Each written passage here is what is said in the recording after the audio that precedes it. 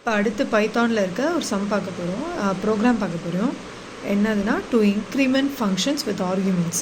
ஆர்குமெண்ட்ஸ்னால் inputs. ஒரு யூசர்கிட்டேருந்து input வாங்கி இன்க்ரிமெண்ட் ஃபங்க்ஷன்ஸ், அதாவது ரெண்டு வேல்யூஸை மல்டிபிள் பண்ண போகிறோம். ஓகேவா? ஸோ அதுக்கு def multiplication of a comma B.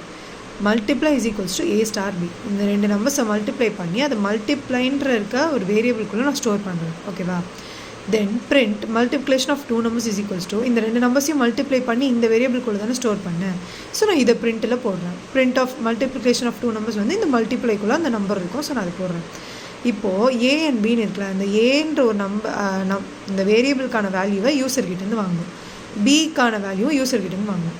இப்போ நம்ம நம்பர்ஸை தானே மல்டிப்ளை பண்ண போகிறோம். ஸோ அது 100% இன்டீஜராக தானே இருக்கணும். So integer of input enter the value of A, integer of input enter the value of B அப்படின்ற நம்பர் வாங்கிட்டு தென் மல்டிப்ளிகேஷன் ஆஃப் ஏ பின்னு போட்டேன்னா எனக்கு அந்த ரெண்டு நம்பரும் மல்டிப்ளை ஆகி இப்படி பிரிண்ட் ஆகும். So enter the value of a வந்து 2, enter the value of b வந்து நான் இங்கே 3ன்னு கொடுத்தேன் sir. So 2 3s are 6. So மல்டிப்ளைன்ற இதுக்குள்ளே 6ன்னு வந்துடும். ஸோ அதை நான் பிரிண்ட் பண்ணும்போது மல்டிப்ளிகேஷன் ஆஃப் டூ நம்பர்ஸ் வந்து 6 அப்படின்னு பிரிண்ட் ஆகிடும். அவ்வளோதான்.